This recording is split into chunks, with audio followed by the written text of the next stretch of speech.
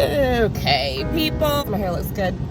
So today we're doing a little car ride. This is my Saturdays when I don't have weddings. I'm constantly running around getting stuff done for brides. And so today we're gonna meet with the bride who's getting married next year. We're gonna work out her rentals for her. And then we're gonna also talk about 10 wedding expenses that most people forget. So there are little expenses that sneak up that people don't realize.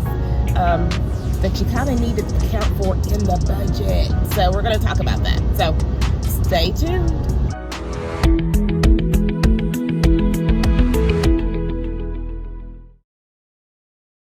We're going to meet some of my favorite people over at Anderson Rentals. There's a great team over at Anderson Rentals that works with me and works with my clients. I've always worked with Andersons. Like they helped me out when I first started in this industry. You know, because some people are not always apt to help you and guide you because they're afraid that you're going to take from their pot. But trust me, there is enough for everybody. So they kind of helped me, and they may not know this, but they kind of gave me guidance and mentored, and they have just been a really big blessing. I remember I first met them at a bridal show, one of the first bridal shows we did. Monty Durham actually came in as a special guest for the show. And so they were there, and they're like, who is this girl? And I was like, well, who are these people?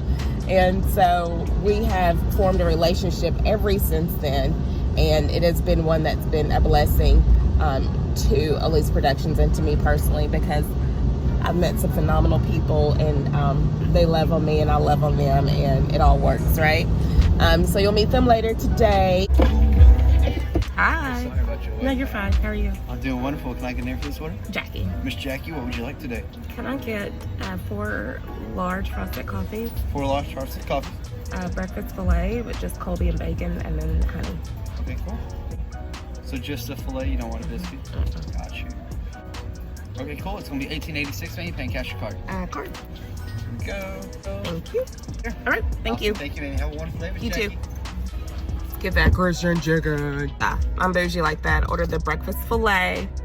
I don't need any extra carbs in my life, and I love a good biscuit. Carbs is gonna be the death of me, so I settle for a little bit. The breading on the filet is just enough, so we did the breakfast filet with Colby and bacon because I'm getting all the extra fats. Extra fats is okay. Okay. Thank you. Thank you. Have a good one. I don't know what's going on with me, but I've literally become like my dad, drinking coffee all the time. Like that never, like I only drink coffee during, and this is probably really not drinking coffee because you real coffee drinkers are like, oh, that's not really coffee. You're right, it's not. But like, I used to only drink it during the cold month. Oh my gosh, it's delicious. But now I find myself drinking it all the time. Morning, in the afternoon, I'm like, ooh, a nice little cup of coffee would be good. Because I never understood how people be like drinking coffee all day. Like, who does that? I get it now. I get it. Can I put my honey in here? Oh my God. I forgot my honey. Can I have my breakfast filet with that little drizzle of honey? It's like the savory sweet combination. It's okay. Okay. It's okay, Chick-fil-A. It's okay. I didn't need the honey this morning. I wanted the extra calories. Because Chick-fil-A's got that real honey. The real deal Clover honey. Not no honey sauce like McDonald's did back in the day. What is honey sauce? No, this is the real deal Clover honey.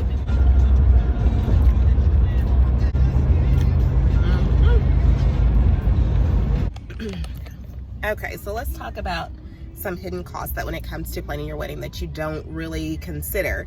And some of those hidden costs are like your postage for your wedding invitations. Most people don't really account for the cost for the postage. So you got save the date postage that if you're sending out a save the date.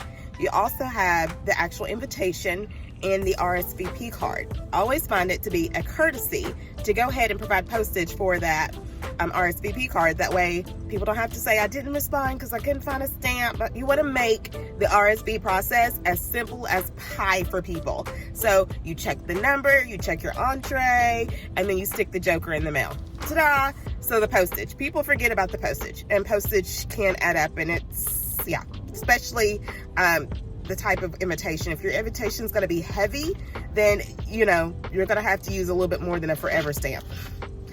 Also, people don't think about the cost of a marriage license. Here in the state of Tennessee, you do receive a discount if you get premarital counseling before you go to get your marriage license. So you get a little discount, you get a little break. But if you don't opt to go to marriage counseling, which I encourage everybody to do, not just for the discount, but it's a good way to kind of get a clear picture of, if you haven't had, and you should have already had, conversations about long-term family expectations of each other, because sometimes people go into marriage, believe it or not, and they have expectations of one another, and they don't disclose those expectations, and then somebody ends up upset because, well, you never told anybody. You can't get mad about unspoken expectations. So it kind of helps to outline some things for you all. So I always encourage marriage counseling. And as a matter of fact, Princess and I still do marriage counseling.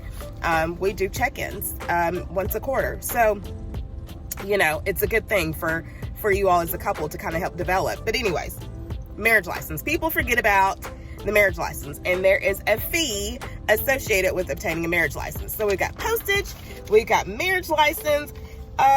This is a big one, alterations for your dress. You've got your dress, but you've not accounted for those alterations. So every time you go get alterations, that's a fee. Take those in consideration as well. Account for the cost. It's not just the dress. It's going to be the undergarments for the dress and the alterations for said dress. So some of you may be lucky and you get that dress and there's no alterations needed. Good for you, off the rack bride. We're jealous. No, but some of us may require alterations, so you've got to account for that in your fee as well. Let's not just leave it to the dress. Let's talk about the guys too.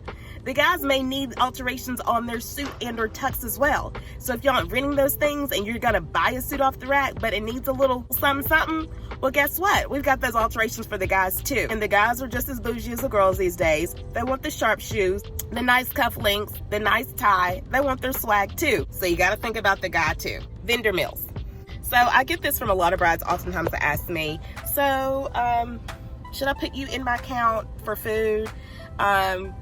And I always tell the brides no, because me and my staff, we usually always pack snacks and lunch, and we know it's going to be a long day. We're usually on site for 12 plus hours. But other vendors require a meal. So your photographers, your videographer, even your DJ, they're going to eat. So people don't think about building those into their head count when they're meeting with their caterers. So yes, it's nice. And some contracts require that you provide meal for your vendors. So that's the thing to think about too. So your head count may be 150. You might need to add extra 5 to account for those vendors. One thing people also forget to account for is overtime. The party's crunk, everybody's lit, it's a great party, and you want your DJ to stay past the time you already booked him for, that's gonna be extra. And that may run over into when you're supposed to be out of the venue.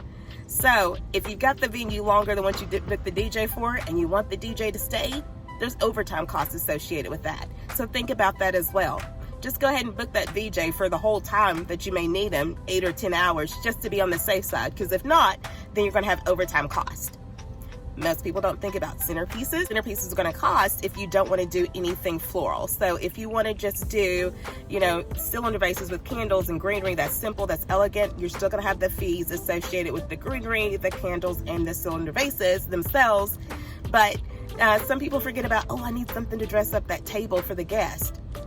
Yeah, think about that, your centerpieces. So really think about these things when you are planning, because the numbers add up quick. We also have some additional hidden costs. We have after the wedding. It's nice to send thank you cards to your guest for those gifts they may have given you or the monetary donations they may have made to you or given to you. You gotta say thank you. So that's something to also think about, that thank you card and the postage associated with the thank you card. Let's do a quick recap of all the unexpected and or hidden expenses you may incur. So we got the groom's attire, dress alterations, vendor meals, marriage license, postage for the invitations, the RSVP, the thank you cards that come after the wedding, because that's important. You want to thank those people who gave you gifts, and whether they be monetary or, you know, an actual gift themselves. So you want to send those people a thank you card. So you got the thank you card and the postage associated with that.